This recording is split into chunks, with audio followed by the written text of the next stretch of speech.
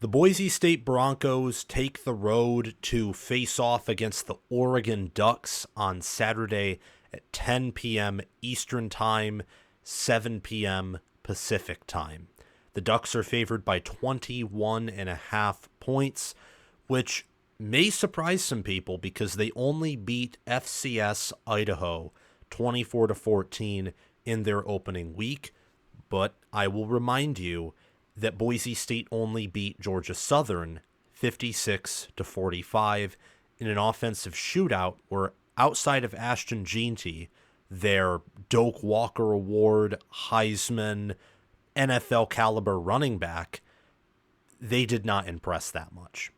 Before we dive into this game and I analyze the matchup and give my prediction, I want you to like the video, to subscribe to the channel, to click the notification bell so that you can get notified when we release college football content, previews, predictions, top 25s, breaking down specific topics, me giving reasons why, going deep into some matchups. I do that every week. I look at some of the matchups that happen and go deeper on those ones, like Texas versus Michigan, for example, this week. Oregon versus Ohio State and Oregon versus Michigan will probably be those games as well, as long as the Ducks, Buckeyes, and Wolverines can live up to their potential. So hitting that notification bell and the subscribe button is very important because you can be notified when I release any college football content, and you also will help this channel reach 20,000 subscribers, where I will be doing a giveaway for you to give back to the community that has helped me build College Football with Sam. And really, we all have built College Football with Sam here. Without you, I could not do what I do. And liking the video helps us to get into the algorithm. Sharing it helps us to earn more viewers. And perhaps most importantly, comment your preview and prediction for this game down in the comments section below. Thank you very much. And if you want to support the channel in more ways than that, if you're really enthusiastic, you can visit my Patreon page via the link in the description or down below in the pinned comment. But as I said earlier, some may be surprised that Oregon is a 21.5 point favorite over Boise State after struggling against Idaho and failing to put them away until just over 5 minutes in the fourth quarter in week one.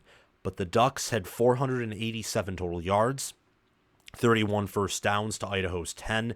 They controlled the clock for 39 minutes and 15 seconds. They had nearly a 20-minute possession advantage over Idaho, but only won by 10 when there was no spread even available to bet on this game because, I thought, and most people thought, that Oregon would win this game by 60, 70 points.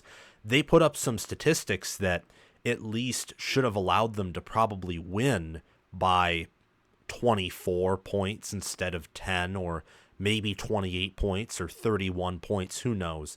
Definitely not as dominant as was expected by the general public, by serious analysts, but the scoreboard doesn't exactly sell the full picture. Now, the scoreboard is, of course, what matters the most, but Oregon came out with a win, and Gabriel went 41 of 49 for 380 yards, 2 touchdowns, averaged 7.8 yards per pass attempt.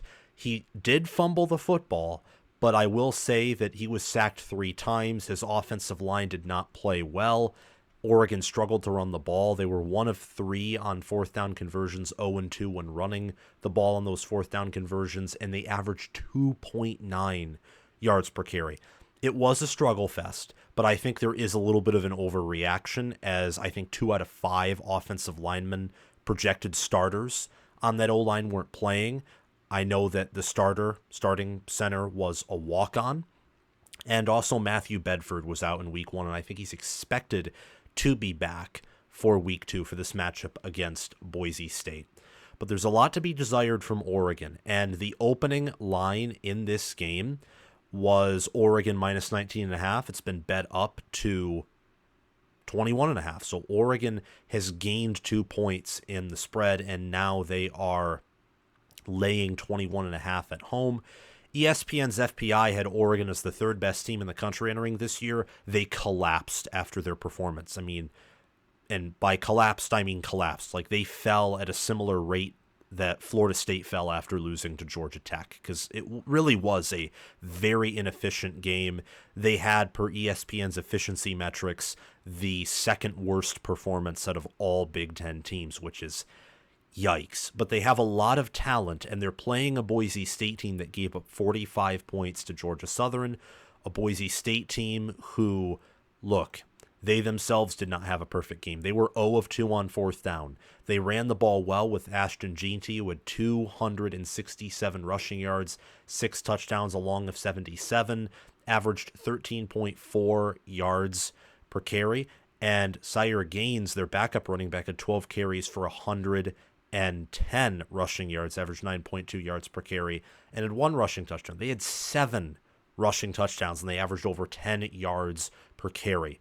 Their rushing offense, I think, could be a problem for an Oregon defense that I don't think has the same playmakers that Penn State, Ohio State, Michigan, Iowa, even Nebraska do on the defensive line, and also in their front, period, amen, their front 6 or 7.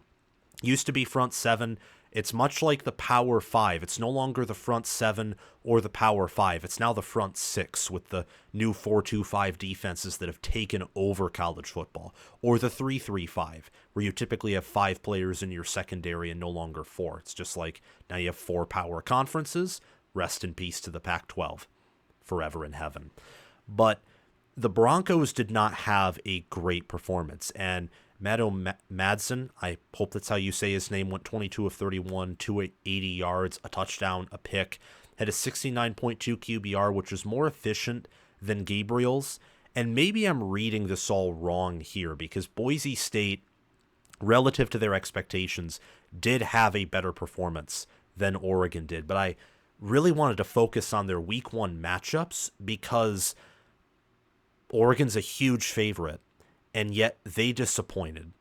And Boise State, I would say, just based off of Georgia Southern and the talent that they have, and Boise State was viewed by many as one of the best teams, potentially the best team in the group of 5 this season, I would have expected them to do better against Georgia Southern. But there's also that fact that they're probably looking at Oregon in that game or the weeks before then, because any group of 5 team that plays a Power 4 team knows that if they earn a win against a Power 4 school, that's a massive boost to their strength of record and can help them lock up that auto bid for the highest ranked group of 5 champion. And Boise State certainly can win the Mountain West, and odds would say that they are the most likely team to do so.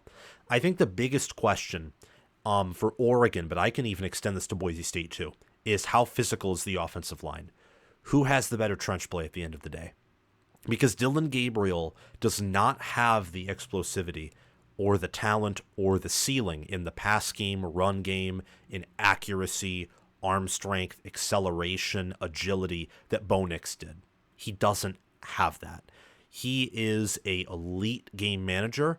The best you're going to get out of Dillon Gabriel ideally is probably Stetson Bennett type play. Now, Stetson Bennett was an elite college quarterback.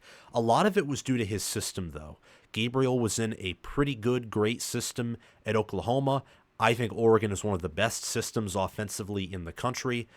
But after that week 1 performance, I had to think to myself, with all the checkdowns they did, maybe they're not showing their full hand. I don't think Oregon is. I don't think any team that is playing FCS competition is going to be showing their full hand. But I was a little disappointed in not just the offensive line play, but also the passing game. So not just the ground game for Oregon, but the passing game as well was something that I thought was a little off. I do think people are overreacting, though, again, because some of the injuries on the offensive line, the fact that it's an FCS opponent and most teams do rightfully expect to smoke those teams. And Oregon's in a new conference. They have more newness to their team via the portal and all they lost on the O-line, quarterback, and even wide receiver Troy Franklin from last year. They should get better as the year goes on, but Boise State will run the ball. And Boise State, I know it's Georgia Southern, they're an air raid team, they're coached by Clay Helton. Boise State was able to hold Georgia Southern to 6.4 yards per pass attempt and about 4 yards per carry. They got 4 sacks on Georgia Southern, 7 TFLs, and 6 passes defended. They did not allow Georgia Southern to do the same for them. They were better at running the ball, better at stopping the run.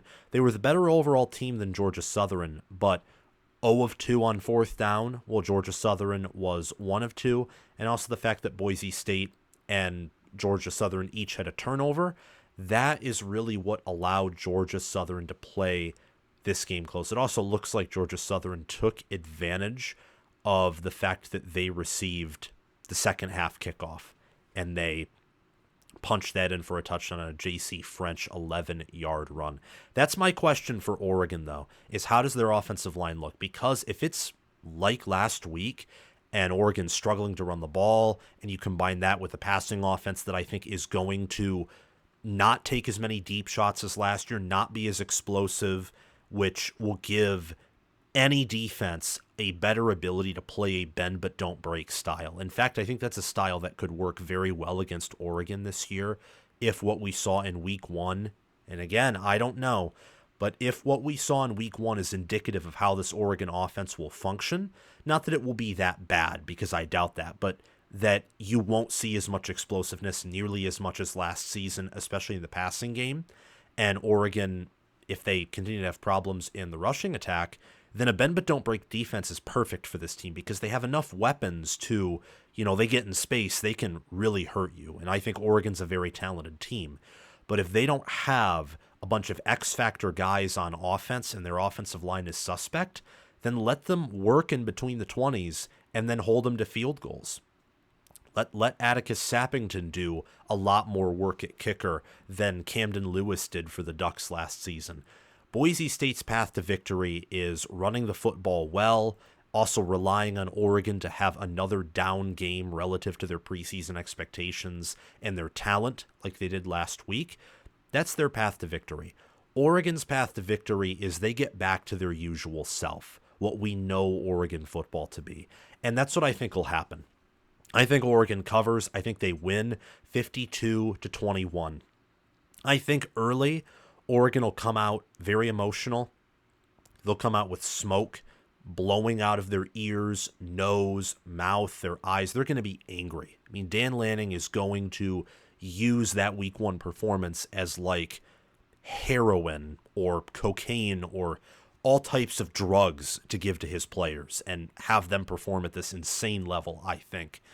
Now, that could backfire because you all know that when players get excited and emotional, that can sometimes result in mistakes. And I think given this team and where they are at and some of the questions they have, that some mistakes will happen, some frustrating ones, but I think they're ultimately going to prevail over Boise State, winning 52-21. Trench play is what I'm fascinated with about Oregon. They clearly have an advantage over Boise State at quarterback, receiver, tight end, and I would say secondary and linebacker as well.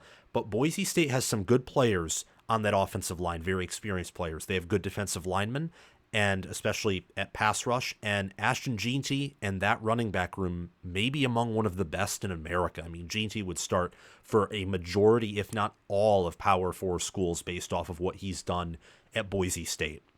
So I'm a little unsure about this. Again, it's week 2.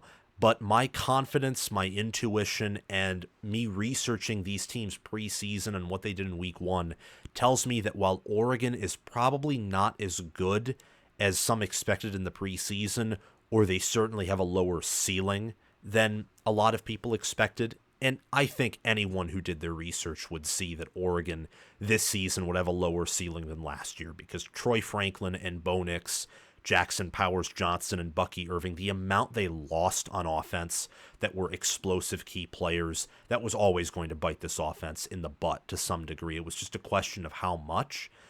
We'll just have to see. But I think they're a very good team. I think they're a great team, near elite team, and I do think they still have an elite ceiling. So I think Oregon covers the 21.5. They win 52-21. It may be a close game for a little bit, or maybe a lot of Boise State's points will be in garbage time. But regardless, Oregon wins. They move on to 2-0, and they in week 3, you do have a road trip to Oregon State, who started off the year 1-0 and did better against an FCS opponent than Oregon did. And it's a rivalry game. So rivalry games are weird, even when there's a massive talent mismatch. I'm a Michigan fan, so I would know Michigan's always been more talented than Michigan State for much of the two programs' existence. And Michigan State's found ways to own Michigan at times in the rivalry history. So weird things happen against rivals. And even though Idaho is not a rival of Oregon, weird things happen there. So maybe some strange things will happen in week 2.